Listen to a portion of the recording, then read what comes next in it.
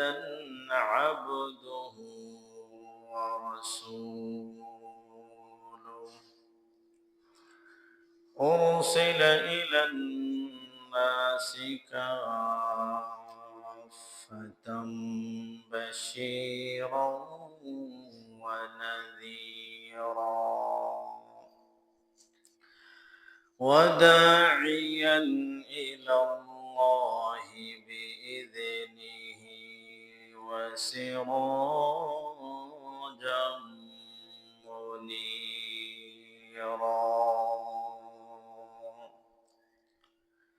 أما بعد فقد قال الله تبارك وتعالى في كلامه القديم وفي فرقانه الحميد.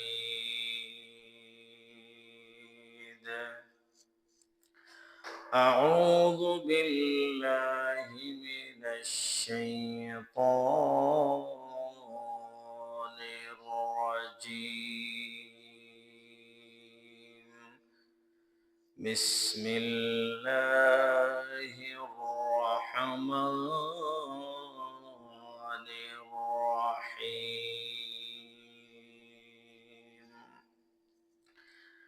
من يشفع شفاعة حسنة يكن له نصيب منها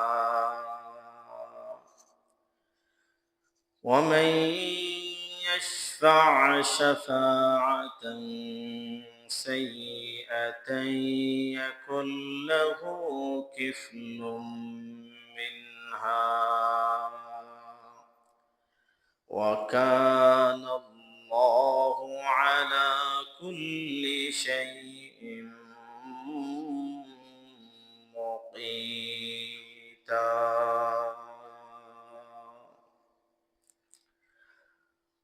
عن عبد الرحمن بن أبي بكرة عن أبيه رضي الله تعالى عنه قال: قال رسول الله صلى الله عليه وسلم: ألا أنبئكم بأكبر الكبائر؟ قلنا: بلى يا رسول الله. قال: الإشراك بالله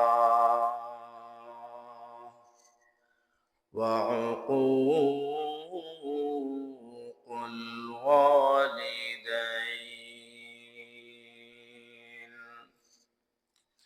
وكان متكئا فجلس فقال: ألا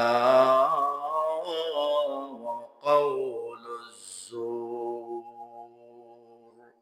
وشهادة الزور وقول الزور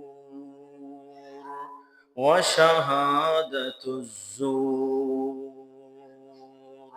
فما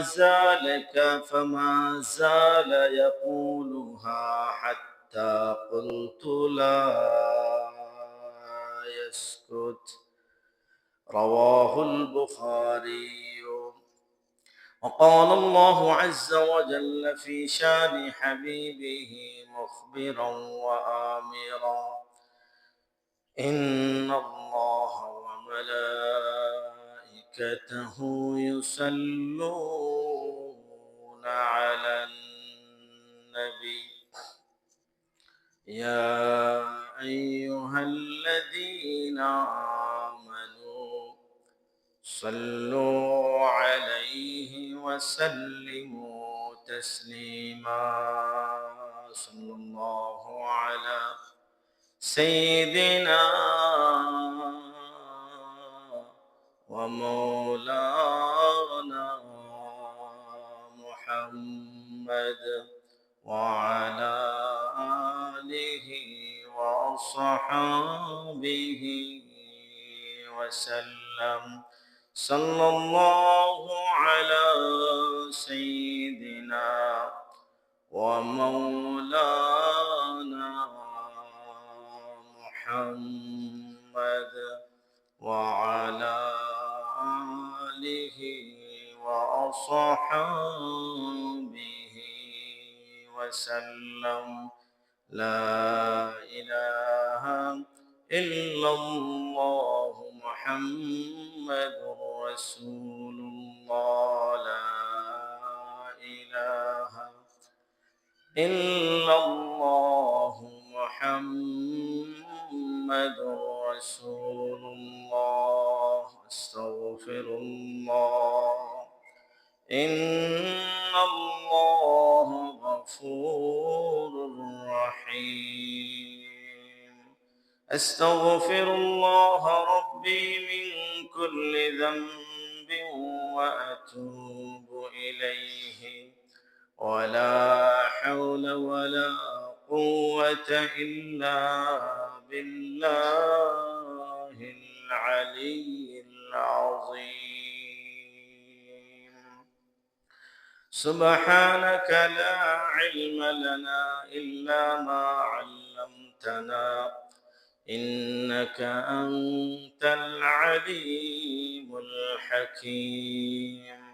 رب اشرح لي صدري ويسر لي أمري واحلل عقدة من لساني يفقه قولي. يا صاحب الجمال ويا سيد البشر، يا صاحب الجمال ويا سيد البشر، من وجهك المنير لقد نور القمر. بلغ العلا بكماله كشف الدجى بجماله.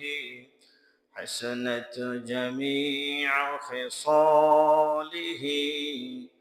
صلوا عليه وآله. আলহামদুলিল্লাহ। মহান রব্বুল আলামিনের অসংখ্য অগণিত শুকরিয়া যে মহান রব্বুল আলামিন আমাদেরকে আজ জুমআবার দিন দুনিয়ার সমস্ত ঝামেলা থেকে ফারিগ করে আল্লাহ পাক রব্বুল আলামিন মসজিদে আসার তৌফিক দান করেছেন। তাই আমরা মহান রব্বুল আলামিনের দরবার ও শুকরিয়া আদায় করি আলহামদুলিল্লাহ। মুহতারাম হাজিরিন, ইসলাম একটি পূর্ণাঙ্গ জীবন বিধান। ইসলামের মধ্যে এমন কোনো দিক নাই, এমন কোনো সাইট নেই, এমন কোনো দিক নেই যে আল্লাহ পাক রব্বুল আলামিন এবং রাসূলুল্লাহ সাল্লাল্লাহু আলাইহি ওয়াসাল্লাম থেকে বর্ণনা করা হয়নি, বলে দেওয়া হয়নি কোনটা উত্তম, কোনটা খারাপ, কোনটা ভালো, কোনটা মন্দ, কোনটা জায়েজ, কোনটা নাজায়েজ, কোনটা হালাল, কোনটা হারাম, কোন পথে গেলে ভালো হবে, কোন রাস্তা অবলম্বন করলে হেদায়েতের রাস্তা সে পেয়ে যাবে, কোন রাস্তা অবলম্বন করলে সে গুমরাহির দিকে চলে যাবে। সব কিছু আল্লাহ পাক রব্বুল আলামিন কুরআনুল কারীমের মধ্যে বলে দিয়েছেন। কোন জায়গায় যদি অস্পষ্টতাও থাকে তাহলে রাসূলুল্লাহ সাল্লাল্লাহু আলাইহি ওয়াসাল্লাম ওই অস্পষ্ট আয়াতকে হাদিস দ্বারা বিশদভাবে বর্ণনা করে দিয়েছে। এজন্য হাদিস হলো কুরআনুল কারীমের ব্যাখ্যা। কোরআন বুঝতে হলে হাদিসকেও বুঝতে হবে, কারণ যেহেতু কুরআনুল কারীমের ব্যাখ্যা হলো হাদিস শরীফ। এজন্য কুরআনুল কারীমের মধ্যে কোনো জিনিসের বিশদ বর্ণনা দেওয়া হয়েছে, আবার কোনো জিনিসের নীতিমালা বলে দেওয়া হয়েছে, যে এই নীতিমালার আলোকে রাসূলুল্লাহ সাল্লাল্লাহু আলাইহি ওয়াসাল্লাম এর ব্যাখ্যা বিশ্লেষণ করেছেন। রাসূলুল্লাহ সাল্লাল্লাহু আলাইহি ওয়াসাল্লাম এর হাদিসের মধ্যে যদি কোনো কথা অস্পষ্ট থাকে, তাহলে বড় বড় মুহাদ্দিসিন হযরতরা এই অস্পষ্টতাকে বিশদভাবে বর্ণনা করে সুস্পষ্ট করে দিয়েছে। এজন্য শরীয়তের এমন কোনো বিষয় নাই, এমন কোনো দিক নাই যে তার বর্ণনা নাই, তার বিশদ আলোচনা নাই, সবকিছু রয়েছে। কিন্তু আমরা মানতে পারি না, আমাদের মানার অভাব, জানার অভাব। অনেক কিছুই জানি না, আবার অনেক কিছু জানলে মানিও না। অনেক কিছু জানি না, আর যা কিছু জানি তা সবকিছু আমরা মানি না। কেউ মানি 10%, কেউ 20%, কেউ 30%, কেউ 40%, কেউ 50%, কেউ একবারেই না। তো মুহতারাম হাজিরিন, এজন্য রাষ্ট্র ব্যবস্থা, রাষ্ট্রপ্রধান নির্বাচিত হওয়া, এই ব্যাপারেও ইসলাম অনেক আলোচনা করেছে। রাসূলুল্লাহ সাল্লাল্লাহু আলাইহি ওয়াসাল্লামের হাদিসের মধ্যে এর অনেক দিক নির্দেশনাও পাওয়া যায়। আমরা খুলাফায়ে রাশেদা রাদিয়াল্লাহু তাআলা আনহুম আজমাইনদের দিকে যদি তাকাই, তাহলে আমরা দিবালোকের ন্যায় ইসলামী রাষ্ট্র ব্যবস্থা অথবা ইসলামী রাষ্ট্র ব্যবস্থার কি রূপরেখা হতে পারে, ওনারা ওনাদের জীবনে ওনাদের জীবনে এটা বাস্তবায়ন করে ওনারা দেখিয়ে গিয়েছেন। তো মুহতারাম হাজিরিন, সামনে আমাদের নির্বাচন, এ ব্যাপারেও আলোচনা করা ইসলামের একটা বিশেষ গুরুদায়িত্ব প্রয়োজন।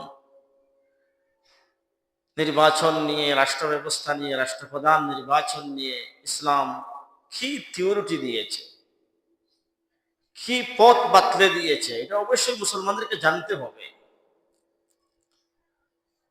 যে কিভাবে, কোন তরিকায় রাষ্ট্র ব্যবস্থাকে কায়েম করতে হবে, এটা অবশ্যই মুসলমানদের জানা জরুরি। এ ব্যাপারে অজ্ঞ থাকা মোটেই সমীচীন নয়। তো নির্বাচন আসলে আমরা ভোট দিয়ে থাকি,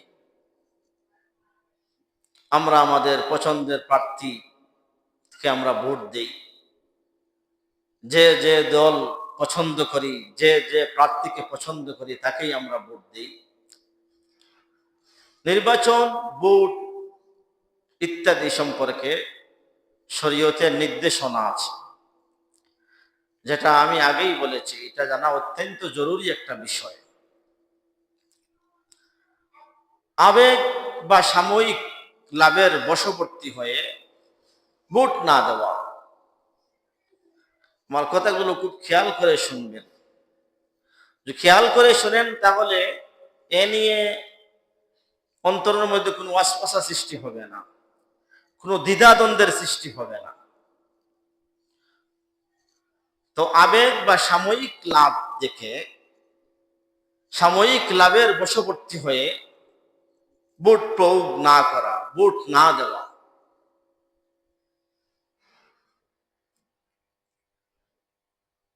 এখন আমরা জানতে পারবো, বা আমরা জানতে পারি, যেহেতু আমরা মুসলমান, আমরা কোরআনকে মনে প্রাণে বিশ্বাস করি, রসুলের আহাদিসকে আমরা মনে প্রাণে বিশ্বাস করি, যেহেতু আমরা মুসলমান। এজন্য ইসলাম ধর্মে রাষ্ট্র ব্যবস্থার রূপরেখা কি হবে, এটা অবশ্যই আমরা জানব। আগে জানি, প্রচলিত যে সমস্ত নির্বাচন, ভোট, গণতন্ত্র এগুলা চলছে, ইসলাম এ ব্যাপারে কি বলে। যে প্রচলিত, আমরা যে বর্তমান বাংলাদেশে প্রচলিত যে নির্বাচন করি অথবা ভোট দিয়ে থাকি, এই সম্পর্কে ইসলাম কি বলে, এটা অবশ্যই জানতে হবে। তো প্রচলিত নির্বাচন ব্যবস্থা এটা হলো গণতান্ত্রিক রাষ্ট্র ব্যবস্থার একটি অংশ।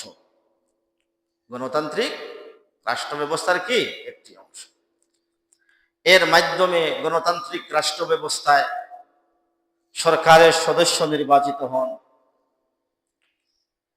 যেটা গণতন্ত্রের যে সংজ্ঞা আছে, সংজ্ঞা, আব্রাহাম লিঙ্কন, যিনি বর্তমান প্রচলিত গণতন্ত্রের প্রতিষ্ঠাতা, উনি এর সংজ্ঞা দিয়েছেন। প্রচলিত গণতন্ত্রের সংজ্ঞা দিয়েছেন। কি সংজ্ঞা দিয়েছেন? Democracy is the government of the people, by the people and for the people. অর্থাৎ গণতন্ত্র এমন একটি সরকার ব্যবস্থা যা জনগণের উপর, জনগণের দ্বারা পরিচালিত, জনগণের উপর, জনগণের দ্বারা পরিচালিত, জনগণের শাসন ব্যবস্থা বোঝায়। জনগণের উপর, জনগণের উপর, জনগণের দ্বারা পরিচালিত জনগণের শাসন ব্যবস্থা বোঝায়।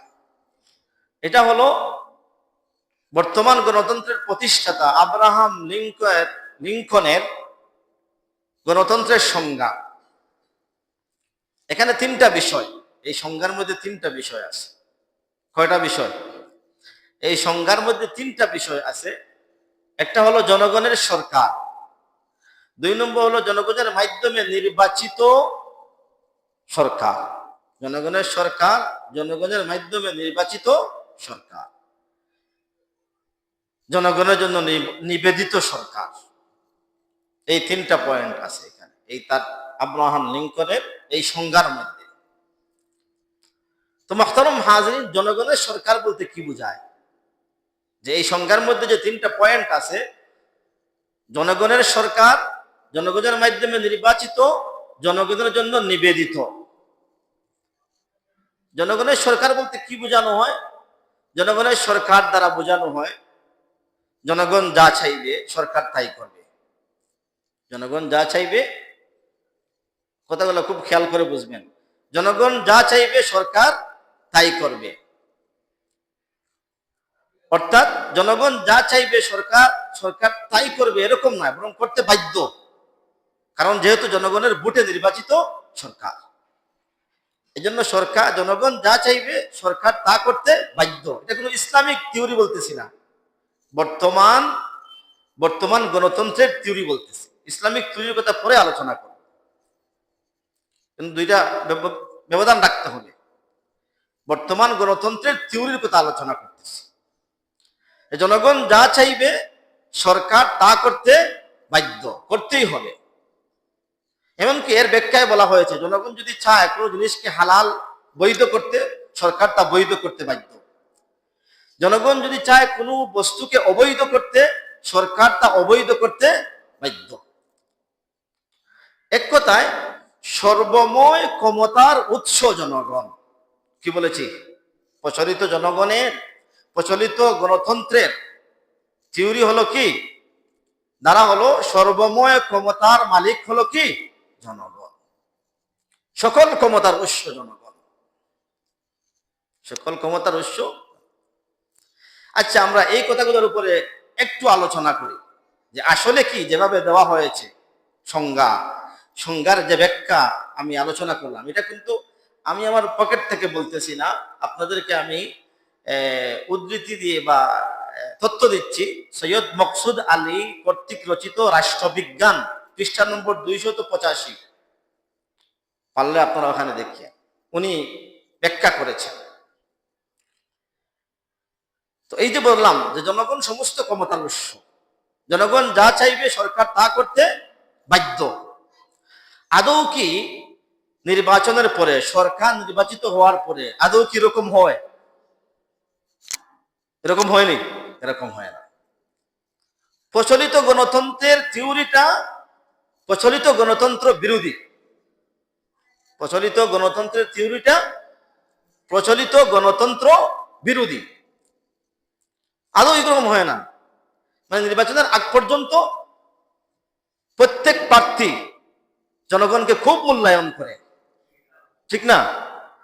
নির্বাচনের আগ মুহূর্তে সব প্রার্থী জনগণকে খুব মূল্যায়ন করে, হাতে পায়ে ধরে। এমনকি অনেক প্রার্থীও আছে এরকম যে নিজের টাকা দিয়েও অনেক কাজ করে নির্বাচনের আগে। কি আছে? এটা তো ভালো জিনিস যে নিজের টাকা দিয়েও কি করে, অনেক কাজ করে। নির্বাচনের আগ মুহূর্তে জনগণের খুব মূল্যায়ন, আর যখন নির্বাচন শেষ হয়ে যায় তখন কে কারে পায়, কে কারে পায়।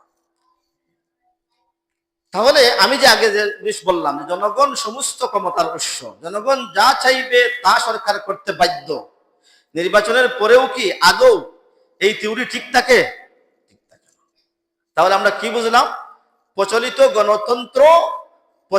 গণতন্ত্রের বিরোধী, এটা প্রমাণিত হইল। এটা কি হইল? প্রমাণিত। যদি কোন রাষ্ট্র ব্যবস্থায় থাকে এরকম যে না, নির্বাচনের পরেও দেখা যায় সমস্ত ক্ষমতার উৎস জনগণ। দেখেন না, বিগত 16 বছরে কি কষ্ট করে সরকারকে নামাইতে হয়েছে, রক্ত দিয়ে, ধান দিয়ে, মাল দিয়ে নামাইতে হয়েছে। জনগণ যদি ক্ষমতার উৎস থাকতো তাহলে এরকম রক্ত দেওয়া লাগতো না। জনগণ যখন সমষ্টিগতভাবে আন্দোলন করবে রাষ্ট্রের সরকারের বিরুদ্ধে, তখন জনগণ, রাষ্ট্র বুঝবে, শাসক বুঝবে যে আমাকে চাচ্ছে না, আমি অটল নেমে যেত বাধ্য। কারণ যেহেতু সমস্ত ক্ষমতার উৎস জনগণ, তাহলে পরবর্তীতে এই থিওরি ঠিক থাকে না। কি থাকে না? ঠিক থাকে না। তো মাহতারাম হাজিরিন, সময় যেহেতু সংকীর্ণ, দীর্ঘ ব্যাখ্যা বিশ্লেষণ করে আলোচনা করা না, একটু ধারণা দিচ্ছি। কিন্তু পক্ষান্তরে ইসলাম প্রচলিত গণতন্ত্রকে মোটেই সমর্থন করে না। মোটেই কি করে না? সমর্থন করে না। এটা ইসলামিক কোন থিওরি নয় বর্তমান গণতন্ত্র। এটা সমস্ত উলামায়ে কেরাম একমত। এমনকি বর্তমানে যে সমস্ত উলামায়ে কেরাম না নির্বাচনে অংশগ্রহণ করতেছেন, তারাও এ ব্যাপারে একমত। এই প্রশ্নের জবাব পরে দিব। একমত হওয়ার পরে, এটা নাজায়েজ জানার পরে কেন ওনারা শরিক হইতেছেন বা নিজেরা প্রার্থী হইতেছেন, এটারও জবাব আছে। কিন্তু এটা জেনে রাখেন, বর্তমান প্রচলিত গণতন্ত্রের থিওরি এটা সম্পূর্ণ অনইসলামিক। যা ইসলামিক কোনো পন্থা নয়। কি নয়? ইসলামিক কোনো পন্থা নয়, যার মধ্যে আছে কুফরি মতবাদ। কারণ আব্রাহাম লিঙ্কন, সে কি মুসলমান? সে তো মুসলমান নয়। তার থিওরিতে প্রতিষ্ঠিত একটা গণতন্ত্র, এর মধ্যে ইসলাম কিভাবে থাকবে? এজন্য উলামায়ে কেরাম বলতেছেন যে প্রচলিত গণতন্ত্রের বিশ্বাস এটা কুফরি মতবাদ। কি মতবাদ? এবং কুফরি মতবাদ, কুফরি বিশ্বাস বলে ওনারা আখ্যায়িত করেছেন। এটা আমার কথা নয়, বড় বড় উলামায়ে কেরামদের কথা। কারণ কিভাবে কুফরি মতবাদ? আগে বলেছি যে প্রচলিত গণতন্ত্রের বিশ্বাস কি? সর্বময় ক্ষমতার অধিকারীকে জনগণ। আগে বলেছি সর্বময় ক্ষমতার অধিকারী কে বলতেছে? প্রচলিত গণতন্ত্র, জনগণ। অত সর্বময় ক্ষমতার অধিকারী, ক্ষমতার উৎসকে আল্লাহ পাক রব্বুল আলামিন। এই দুনিয়ার আসমান জমিনের সব কিছুর মালিককে আল্লাহ পাক রব্বুল আলামিন। আমরা যে বলি যে আমি বাড়ির মালিক, বাসার মালিক, এটা তো আমরা দুনিয়াবি হিসাবে বলি। দুনিয়াবি হিসাবে কি? কিন্তু যখন আব্রাহাম লিঙ্কন এই থিওরিটা তৈরি করেন, তখন উনি সমস্ত ক্ষমতার উৎস বাস্তবিক পক্ষেই জনগণ, এটা উনি বিশ্বাস মতবাদ লালন করে উনি এই থিওরি আবিষ্কার করেছেন। যদিও আমরা এর মধ্যে যদি আমরা ব্যাখ্যা তাওয়িল করি যে না, এই অর্থে বলা হয় যে আসল ক্ষমতার মালিক আল্লাহ, আর জনগণ যে মালিক এটা হলো মাজাজান, রূপক অর্থে। এটা তো আমরা মুসলমান হিসেবে ব্যাখ্যা করব, কিন্তু সে তো এরকম এই ব্যাখ্যায় গণতন্ত্র আবিষ্কার করেনি। তো সর্বময় ক্ষমতার মালিককে আল্লাহ পাক রব্বুল আলামিন। আসমান এবং জমিনের সর্বময় শক্তির অধিকারী আল্লাহ পাক রব্বুল আলামিন। মানুষ কোনো সময় কোনো জিনিসের ক্ষমতার অধিকারী হইতে পারে না। মানুষ কোনো সময় ক্ষমতার উৎস হইতে পারে না। সর্বময় ক্ষমতার উৎস একমাত্র আল্লাহ পাক রব্বুল আলামিন। এটা কুরআনুল কারীমের বিভিন্ন জায়গার মধ্যে আল্লাহ পাক রব্বুল আলামিন ঘোষণা দিয়ে দিয়েছেন, স্পষ্ট ঘোষণা দিয়েছেন। যেমন সূরা ফুরকানের 2 নং আয়াতের মধ্যে আছে, الذي له ملك السماوات والأرض ولم يتخذ ولدا ولم يكن له شريك في الملك। সূরা ফুরকানের 2 নম্বর আয়াত। আল্লাহ বলেন আল্লাযী লাহু মুলকুস সামাওয়াতি ওয়াল আরদ। আল্লাহ এমন এক সত্তা, যে সত্তার মালিকানায় সম্পূর্ণ আসমান এবং জমিন। আল্লাহ এমন এক সত্তা, এই যে সত্তার মালিকানায় কর্তৃত্বে সম্পূর্ণ আসমান এবং জমিন। আসমানের ভিতরে জমিনের উপরে যা কিছু আছে এবং জমিনের নিচে আসমানের উপরে, অর্থাৎ সর্ব আসমান থেকে নিয়ে জমিন পর্যন্ত, আসমানের উপরে জমিনের নিচে সবকিছুর মালিককে আল্লাহ পাক। এরপর বলে ওয়ালাম ইয়াত্তাখিয ওয়ালাদা, এবং আল্লাহ পাক রব্বুল আলামিনের কোনো সন্তানাদি নাই। কি নাই? সন্তানাদি নাই, যে পরবর্তীতে আল্লাহর পরে নাউজুবিল্লাহ সে মালিক হবে। কত সুন্দর আল্লাহ বলে দিয়েছেন, চমৎকার ভাবে বলে দিয়েছেন। বাবা মারা গেলে সম্পদের অধিকার কে হয়? ছেলে হয়, মেয়ে হয়। আল্লাহ বলতেছেন আমার কোনো ছেলে মেয়ে নাই। ওয়ালাম ইয়াত্তাখিয ওয়ালাদা, আমার কোনো ছেলেও নাই, মেয়েও নাই। এজন্য পরবর্তীতে এই আসমান এবং জমিনের মালিক কেউ হইতে পারবে না। আমি আছি, থাকবো, অতীতে ছিলাম, এখনো আছি, সামনেও থাকবো। আমার কোনো ছেলে সন্তানাদি নাই যে নাউজুবিল্লাহ যে একসময় আমি মারা যাব আর পরবর্তীতে আমার সন্তানাদি কি হবে, এর উত্তরাধিকার লাভ করবে। আল্লাহ বলেন ওয়ালাম ইয়াত্তাখিয ওয়ালাদা, আমার কোনো সন্তানাদি নাই। ওয়ালাম ইয়াকুল লাহু শারীকুন ফিল মুলক, এখানে আরো স্পষ্ট করে আল্লাহ বলেন তার এই রাজত্বে কারো কোনো অংশীদারিত্ব নাই। আল্লাহ পাক রব্বুল আলামিনের এই রাজত্বের মধ্যে কোনো কেউ সামান্যতম অংশীদারিত্ব নাই, যার কারণে আল্লাহ পাক রব্বুল আলামিন কিয়ামতের দিন বলবেন লিমানিল মুলকুল ইয়াউম। যারা দুনিয়ার মধ্যে বলেছে অমুক রাষ্ট্র আমার, তমুক রাষ্ট্র আমার, আজকে বলো তো আজকে রাজত্ব কার? তখন তো আর কেউ বুক ফুলিয়ে বলতে পারবে না আমার রাজত্ব, আমার বাংলাদেশ, আমার ভারত, আমার আমেরিকা, আমার লন্ডন, বলতে পারবে? চুপ থাকবে। লিল্লাহিল ওয়াহিদুল কাহ্হার, আমি চরম রাগান্বিত আল্লাহ পাক ওয়াহ্হাব, লিল্লাহিল ওয়াহিদিল কাহ্হার, চরম রাগান্বিত একক সত্তা। কাহ্হার মানে চরম রাগান্বিত, খুব বেশি রাগ। আরেক আয়াতের মধ্যে সূরা আলে ইমরানের 26 নং আয়াতের মধ্যে আল্লাহ বলেন কুলিল্লাহুম্মা মালিকাল মুলক তুতিল মুলকা মান তাশাউ ওয়া তানজিউল মুলকা মিম্মান তাশাউ। হে নবী বলে দিন আল্লাহুম্মা মালিকাল মুলক, সমস্ত বিশ্বের মালিক আল্লাহ পাক রব্বুল আলামিন। তুতিল মুলকা মান তাশাউ, আল্লাহ পাক রব্বুল আলামিন যাকে চান তাকে কোনো একটা অংশের কি করার জন্য, কর্তৃত্ব দেওয়ার জন্য, নেতৃত্ব দেওয়ার জন্য অধীনস্থ করে দেন। তুতিল মুলকা মান তাশা, যাকে ইচ্ছা রাজত্ব দেন। যেটা আমরা বুঝি আর কি, যে বাংলাদেশের সরকার হওয়া, ভারতের সরকার হওয়া। তুতিল মুলকা মান তাশা, যাকে আল্লাহ ইচ্ছা তাকে রাজত্ব দেন। ওয়া তানজিউল মুলকা মিম্মান তাশা, আর যাকে ইচ্ছা আল্লাহ পাক রব্বুল আলামিন রাজত্ব কেড়ে দেশেও থাকতে দেন না। রাজত্ব কেড়ে নিয়ে কি দেশেও থাকতে দেন না। ওয়া তানজিউল মুলকা মিম্মান তাশা, তাহলে বোঝা গেল আল্লাহ যারে ইচ্ছা দেন, এটা তো আমাদের চোখের সামনে না। যাকে ইচ্ছা রাজত্ব দেন, যাকে ইচ্ছা তার থেকে রাজত্ব কেড়ে নেন। তাহলে বোঝা গেল সর্বময় ক্ষমতার অধিকারী কে? একমাত্র আল্লাহ পাক রব্বুল আলামিন। আল্লাহ পাক রব্বুল আলামিন সূরা মুলকের 1 নম্বর আয়াতের মধ্যে বলেন তাবারাকাল্লাযী বিয়াদিহিল মুলক ওয়া হুয়া আলা কুল্লি শাইইন কাদির। পবিত্রময় ওই সত্তা যার হাতে সারা বিশ্বের কর্তৃত্ব এবং নেতৃত্ব, যার হাতে সারা বিশ্বের কর্তৃত্ব এবং নেতৃত্ব। ওয়া হুয়া আলা কুল্লি শাইইন কাদির, এবং তিনি সর্ব বিষয়ে ক্ষমতাবান, সব ব্যাপারে তিনি কি ক্ষমতাবান।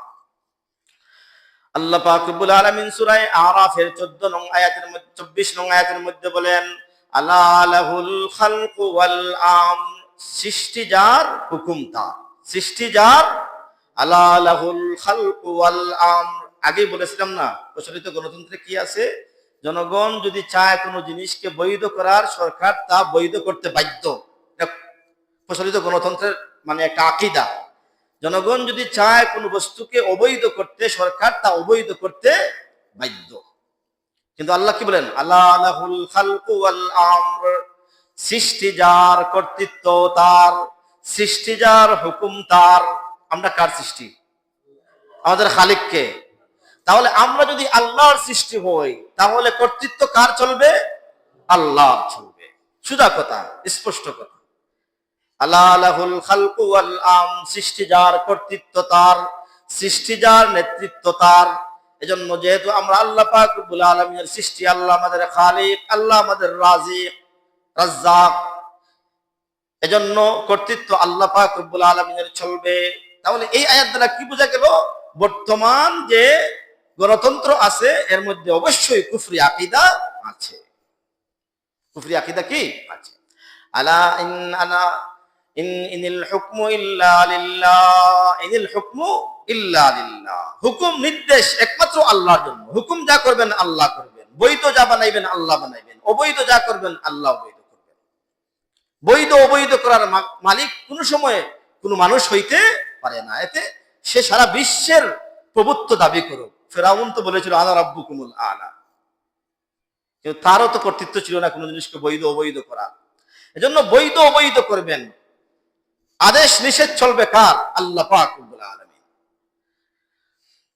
আমারা আল্লাহ তা'বুদু ইল্লা ইয়্যাহ, আল্লাহ নির্দেশ দিচ্ছেন তোমরা একমাত্র তারই ইবাদত করবে। আমরা কার ইবাদত করব? একমাত্র আল্লাহ পাক রব্বুল আলামিনের কি করব? ইবাদত করব। তো মুহতারাম হাজিরিন, এই আয়াতগুলো দ্বারা আমরা বুঝলাম যে আল্লাহ যেহেতু আমাদের সৃষ্টি, এজন্য সর্ব ব্যাপারে, সব ব্যাপারে আমরা আল্লাহর আইন কানুন মানব। আল্লাহ যে জিনিস বৈধ করেছেন এগুলাকে বৈধ মনে করব, অবৈধ করেছেন এগুলাকে অবৈধ মনে করব। যদি আল্লাহর দেওয়া বৈধকে বৈধ মনে না করি, আল্লাহর দেওয়া অবৈধকে অবৈধ মনে না করি, তাহলে তো ইমানই থাকবে না। কি থাকবে না? ইমান থাকবে না। মুহতারাম হাজিরিন, তো জনগণের মাধ্যমে নির্বাচিত যে গণতান্ত্রিক নির্বাচন ব্যবস্থা, যেটা সকল জনগণ রায় দেয়। আগে তো এক পয়েন্ট বললাম, এখন দ্বিতীয় পয়েন্টে আসছি। এই প্রচলিত গণতন্ত্রের সব মানুষ রায় দেয় না, ভোট কিটা সবে উঠে দেয়, সব দেয় না, সব দেয়। চেয়ারম্যান সাহেবের ভোটের যে দাম, যে চুরি করে তার ভোটেরও সেই দাম না, আলাদা কোনো দাম আছে? এক দাম। বাংলাদেশে যত রাষ্ট্রপ্রধান হিসাবে যারা নির্বাচিত হতে চাইতেছেন, রাষ্ট্রপ্রধান, তাদের ভোটের যে দাম, যে মুচি জুতা সেলাই করে তার ভোটেরই একই দাম না বেশ কম আছে? কোনো বেশ কম নাই। অর্থাৎ ভোটাধিকারের ক্ষেত্রে সবার মান সমান, সব প্রশ্নের সবার মান সমান। এটা কিন্তু ইসলাম সাপোর্ট করে না। এটা কি করে না? ইসলাম সাপোর্ট করে না। সর্বক্ষেত্রে যে ব্যক্তি চোর, ডাকাত, মদকুর, জুয়াকুর, সেও যেরকম ভোটের অধিকারী, একজন সৎ, নামাজি, দিনদার, আল্লাহওয়ালা, মুত্তাকি, ফরেজগার, সেও ওই রকম ভোটের অধিকারী। এটা ইসলাম সমর্থন করে না। আমার কথাগুলো বুঝতেছেন? এটা ইসলাম কি করে না। এজন্য আমার কথা নয়, রাষ্ট্রবিজ্ঞানী, ওনার নাম হলো, এই রাষ্ট্রবিজ্ঞানী এবং দার্শনিক, ওনার নাম প্লেটো। ওই প্লেটো গণতন্ত্র সম্পর্কে উনি বলেছেন, কি বলেছেন, যে এটাও আবার আমি আপনাদেরকে তথ্য দিচ্ছি। এটা তথ্য হলো এই রাষ্ট্রবিজ্ঞানের কথা, একটা বই আছে রাষ্ট্রবিজ্ঞানের কথা, পৃষ্ঠা নম্বর 374, রাষ্ট্রবিজ্ঞানের কথা। ওই রাষ্ট্রবিজ্ঞানের কথা নামক বইয়ের মধ্যে লেখক ইমতিয়াজ আহমদ, ডক্টর ইমতিয়াজ আহমদের লেখা রাষ্ট্রবিজ্ঞানের কথা। ওই বইয়ের মধ্যে রাষ্ট্রবিজ্ঞানী এবং দার্শনিক, রাষ্ট্রবিজ্ঞান বলতে কি, যে রাষ্ট্র নিয়ে অনেক গবেষণা করেন, অনেক জ্ঞান রাখেন, রাষ্ট্রবিজ্ঞানী এবং দার্শনিক প্লেটো, উনি একজন খ্রিস্টান। উনি বলতেছেন কি, যে বুদ্ধিমানের চেয়ে মূর্খ ও অবিবেচকের সংখ্যা অধিক, সুতরাং সংখ্যা দিকের শাসন বলে এটা প্রকারান্তরে মূর্খের শাসন। কি বলতেন বুঝছেন নি আপনারা? উনি প্লেটো, আমার কথা নয়, ওই রাষ্ট্রবিজ্ঞানী প্লেটো বলতেছেন যে যেহেতু, আচ্ছা, সমাজে ভালো মানুষ কম না মন্দ মানুষ বেশি, না ভালো মানুষ বেশি? বলেন না। সমাজে ভালো মানুষ বেশি না মন্দ মানুষ বেশি? মন্দ মানুষ বেশি। এখন মন্দ মানুষ যদি বেশি হয়, তাহলে ভোট বেশি কার? মন্দ মানুষের।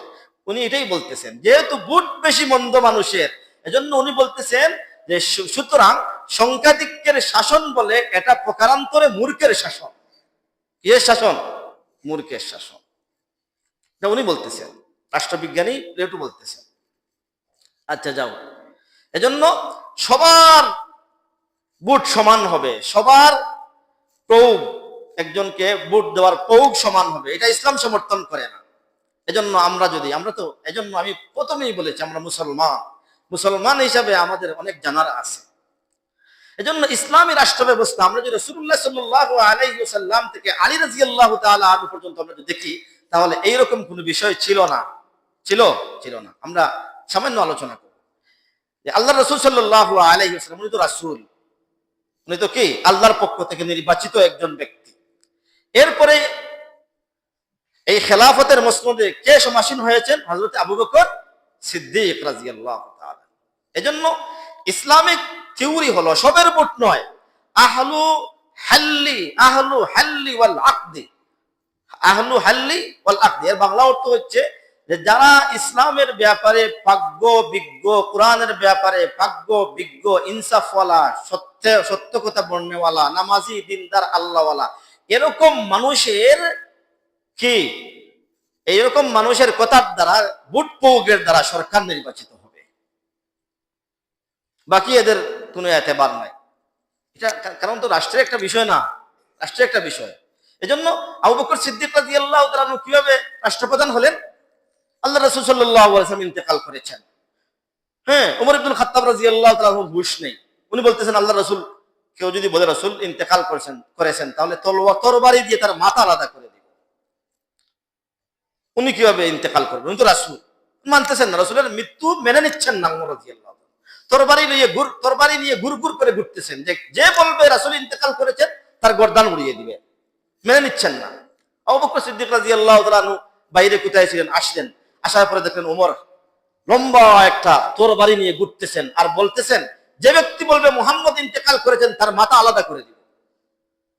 আবু বকর সিদ্দিক রাদিয়াল্লাহু তাআলা বললেন, অবস্থাটা বড় বেগতিক, বলেন ভাই ওমর এদিকে আসেন। ওমর রাদিয়াল্লাহু তাআলা আসলেন, বলেন একটা কথা বললেন যে মান কানা ইয়াবুদু মুহাম্মাদান ফাইন্না মুহাম্মাদান ক্বাদ মাত ওয়া মা কানা ইয়াবুদুল্লাহ ফাইন্নাল্লাহা হাইয়ুন লা ইয়ামুত ওয়া মা মুহাম্মাদুন ইল্লা রাসূল ক্বাদ খালাত মিন ক্বাবলিহি রাসূল। হে ওমর, যে ব্যক্তি মুহাম্মাদের পূজা করে, মুহাম্মাদের ইবাদত করে, মুহাম্মদ তো একজন ব্যক্তি ছিলেন, উনি মারা গেছেন। ওয়া মান কানা ইয়াবুদুল্লাহ, আর যে আল্লাহর ইবাদত করে, ফাইন্নাল্লাহা হাইয়ুন লা ইয়ামুত, আল্লাহ তো চিরঞ্জীবী, উনি কোনদিন মরবেন না। এজন্য আমরা ইবাদত করতেছি আল্লাহর, মুহাম্মাদের নয়। উনার থিওরিতে বা তার মত এবং পথ দ্বারা আমরা আল্লাহর ইবাদত করতেছি। ওমা মুহাম্মাদুন, এটা আমার কথা নয়। আবু বকর বলতেছেন, ওমর এটা আমার কথা নয়, আল্লাহ বলেছেন ওমা মুহাম্মাদুন ইল্লা রাসূল, মুহাম্মদ তো একজন রাসূল, এছাড়া কোনো কিছু না। কাদ খালাত মিন ক্বাবলিহির রাসূল, উনি তো শুধু একা মরেন নাই, এর আগে তো অনেক নবী দুনিয়া ছেড়ে চলে গিয়েছেন। তাহলে এটা মানতে আবার অসুবিধা কোথায়? ওমর রাদিয়াল্লাহু তাআলা আনহুর হাত থেকে তরবারি পড়ে গেল। কারণ মানুষ যখন কোনো সুখের মধ্যে পড়ে আর কষ্ট যখন খুব বেশি আঘাত করে তার অন্তরে, তখন অনেক জানা জিনিসও কি হয়ে যায়, হাত থেকে জুহুল হয়ে যায়, ভুলে যায় সে। তখন যিনি মনে করলেন হাত থেকে তরবারি পড়ে গেল, আবু বকর সিদ্দিক রাদিয়াল্লাহু তাআলা আনহু মসজিদের মধ্যে ঢুকলেন। ঢুকে একটা ভাষণ দিলেন, বলতেছি না সময় যেহেতু কম। এরপরে ওমর রাদিয়াল্লাহু তাআলা আনহুকে দেখিয়ে বললেন, এখন থেকে আমাদের পরবর্তী রাষ্ট্রপ্রধান আমিরুল মুমিনিন ওমর ইবনুল খাত্তাব। ওমর ইবনুল খাত্তাব রাদিয়াল্লাহু তাআলা যখন এই কথা শুনলেন, দৌড় মেরে এসে আবু বকর সিদ্দিক রাদিয়াল্লাহু তাআলা আনহুর হাত ধরে বায়াত গ্রহণ করে বললেন, এখন থেকে রাষ্ট্রপ্রধান হলেন আপনি, আবু বকর। ওমর রাদিয়াল্লাহু তাআলা আনহুর এই অবস্থা দেখে সমস্ত সাহাবায়ে কেরামরা এসে আবু বকর সিদ্দিক রাদিয়াল্লাহু তাআলা আনহুর হাতে বায়াত গ্রহণ করলেন যে আমরা আপনাকে রাষ্ট্রপ্রধান হিসাবে মেনে নিলাম। আপনারা বলবেন ওমর একা রায় দিয়ে দেন, কারণ ওমর তো ওমর, এমন কোন আমাদের মতো সাধারণ কোন ব্যক্তি নয়। আল্লাহ রাসূল কি বলেছেন যে লাউ কানা বাদি নাবিয়ান লাকানা ওমর, আমার পরে যদি কোন নবী আসতেন দুনিয়ার মধ্যে তাহলে ওমরই পরবর্তী নবী হইতেন। সুবহানাল্লাহ। কারণ আনা খাতামুন নবিয়্যিন লা নাবিয়্যা বাদি, কারণ আমি শেষ নবী, আমার পরে আর কোনো নবী নাই। যদি আসার ফয়সালা থাকতো তাহলে আমার পরে কে নবী হইতেন? ওমর নবী হইতেন। ওই রাসূলের এই যে একটা অভিমত, তাহলে উনি কি জানতেন কোন ব্যক্তি? এমনকি দেখা গেছে অনেক জিনিস উমর রাদিয়াল্লাহু আল্লাহ রাসূল বলেছেন এই বিষয়টা মতামত পেশ করো, সাহাবায়ে কেরাম থেকে মতামত নিয়েছেন। এখন দেখা গেছে উমর রাদিয়াল্লাহু তাআলা যে মত পেশ করেছেন ওই মতের পক্ষে ওহী চলে এসেছে। সুবহানাল্লাহ। উমর রাদিয়াল্লাহু যে মত